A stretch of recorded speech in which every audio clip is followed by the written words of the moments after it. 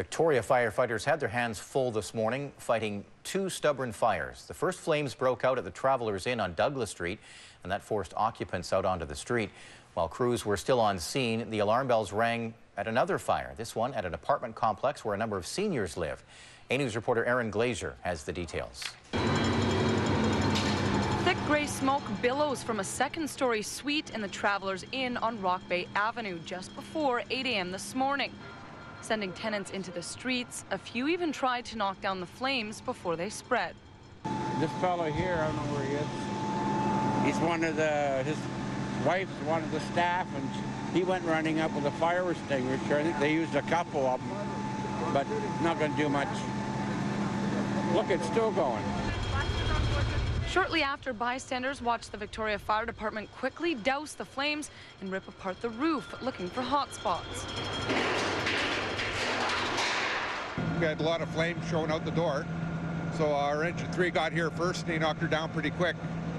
Primary, secondary searches have been complete, and we have no victims. But as police banged on doors, making sure everyone got out safely, several tenants said because the alarm gets pulled often at the inn, they did not evacuate their rooms immediately. Everybody thought it was a prank. They just stayed in their rooms and didn't care, and then slowly started coming out when they start smelling smoke, I guess. But yeah, there was quite a bit of people, and we're yelling at them like, get out of there, you know. Anytime you hear the fire alarms, you should be getting out because it's too late by the time you start smelling smoke and that. The tenant of the suite where the fire began was not home at the time, and investigators are still looking into what caused the blaze.